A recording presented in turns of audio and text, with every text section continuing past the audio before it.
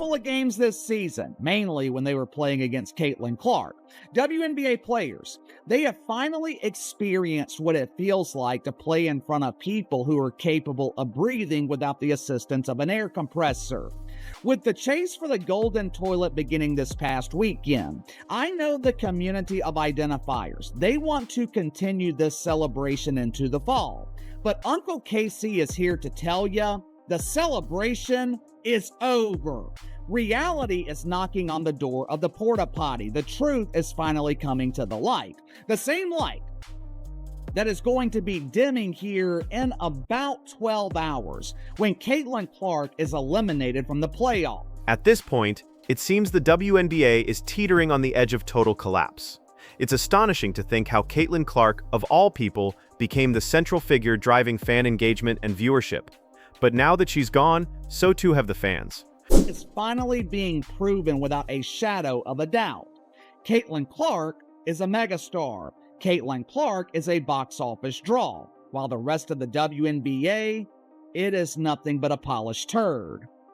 Well, it appears that Caitlin Clark fans have listened. Last night, I received the ratings for the first round of games for the chase for the golden toilet. As expected, Caitlin Clark, she was able to draw even though she was competing directly against the early games in the NFL. And as expected, the rest of the WNBA was completely ignored. Her departure signals not just a loss for the league, but a glaring vulnerability that the WNBA and its sponsors are only now realizing. They've seen the impact she had, and they're scrambling to repair the damage. But here's the thing, they can't just rely on any rookie to be their star, especially when that rookie is no longer the face of the league, as Caitlin Clark once was. The truth is even more complex. Behind the scenes, it's becoming evident that Caitlin Clark wasn't exactly the poster child the WNBA hoped for. She may have been the catalyst for a surge in popularity, but the way the league and sponsors have handled her departure is now under scrutiny. Everything that we've been talking about, like what's wrong with the WNBA, what's wrong with diversity, equity, and inclusion, what's wrong with this race agenda, what's wrong with this Black Queens agenda. And so he's written a story about Nike and why Nike has been reluctant to take advantage of Caitlin Clark. The WNBA's never had anything, nothing. Cheryl Miller couldn't really move the needle. Candace Parker couldn't really move the needle.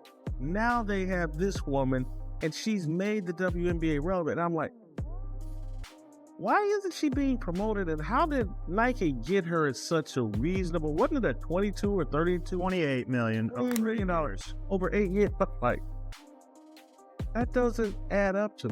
Everything is coming to light, and it's happening right before our eyes. These behind-the-scenes decisions are a huge part of why the WNBA's future feels uncertain.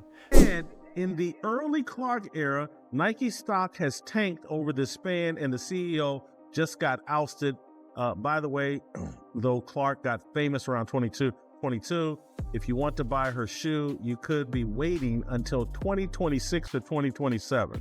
He goes on to point out, like, Caitlin Clark's in her first NBA playoffs, first NBA season, and she's wearing Kobe Bryant shoes. They don't even have a shoe for her. And it may not be till 2026, 2027. LeBron James had his own signature shoe his rookie year.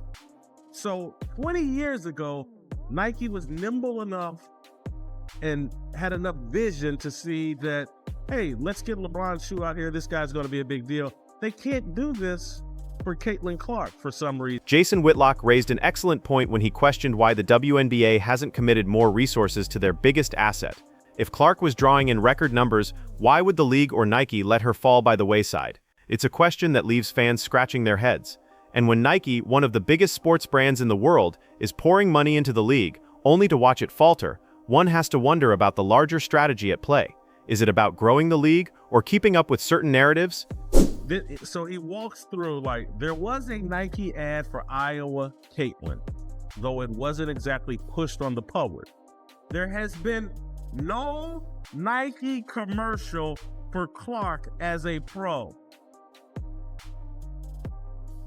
Let that sink in. No Caitlin Clark commercial. She's had 4 years of being the biggest star in all of sports, driving up these television ratings. No Nike commercial. That was me. Now back to Ethan Strauss. Now Clark's Fever are in the WNBA playoffs, and she's wearing Kobe sneakers instead of her own signature brand. In summary, Nike lucked into the marketing chance of a generation, and they're using that to advertise old product. Why is it happening this way? Now here's the money. Based on conversations with people in the know, it indeed has something to do with the WNBA MVP and Nike athlete A'ja Wilson. But beyond Wilson, it's about the culture of the company that's more concerned with quelling noise rather than making it as Nike once used to. It's obvious that this is ridiculous, but what are the effects? Don Staley and the rest of the angry Yas Queen feminists saying, don't do that for that white girl until you make this 6'5" black woman more popular than the white girl. That when you look around and ask yourself, why is the WNBA marketing the playoffs leading with A'ja Wilson and not Kelsey Mitchell, not Caitlin Clark? Why? Why are they? No, you're white. You have to stand in line. We're committed to A'ja Wilson. A'ja Wilson not going to sell a shoe. Period. End of story. Are idiots. Idiots. They're not about business. They're not about growing the WNBA. They're about diversity, equity, and inclusion. This is insanity, what they're doing to Caitlin Clark. It's bad business. It's short-sighted. When this woman exits the playoffs, probably tonight, the WNBA playoffs are over. You wonder why they sat and watched her get stabbed in the eye by Dejanay Carrington and did nothing? They want her out of the playoffs. That's where the uncomfortable reality comes in. What many don't want to acknowledge is that Caitlin Clark's exclusion has less to do with her performance and everything to do with the league's fixation on certain stereotypes. The WNBA's decision to promote players like A'ja Wilson while sidelining Clark speaks volumes. It's clear that the league has its focus elsewhere, and Caitlin Clark, despite her undeniable talent and marketability, doesn't fit into the mold they want to push forward. And here's where it takes an even darker turn. Nike's involvement, or rather, lack of support for Caitlin Clark, cannot be overlooked. The exclusion of someone who brought so much attention to the WNBA is baffling. It raises a larger question: why is a league that's built its audience in part around a player like Clark suddenly distancing itself from her? Is it really about performance, or is there something more behind the decision? This situation is not just frustrating for fans, it's a clear indication of how the WNBA as a brand is struggling with its identity. If they truly wanted to build around the rising stars, especially Caitlin Clark, they would have leaned into her success rather than letting her fall out of the limelight. The fact that she's being overshadowed by other players despite her undeniable talent and contribution to the league's visibility suggests that the WNBA's priorities may not be as focused on growth as they claim. So let's talk about the real effects of Caitlin Clark's absence. The moment the WNBA decided to sideline her, they opened up a void that's not easily filled. The narrative now being pushed seems to indicate that Caitlin's not the league's primary focus anymore. It's almost as if the message being sent is, you have to wait your turn because you're white. This stark reality undercuts everything the league tried to build with her, and that's precisely what's happening here. While Caitlin Clark was drawing fans, the WNBA seemed more dedicated to pushing a specific agenda, choosing to elevate A'ja Wilson over her. It's a decision that doesn't sit well with many fans, especially when the league's primary asset was right there, ready to lead. What's your take on Caitlin Clark's elimination and the WNBA's decision to disregard her potential?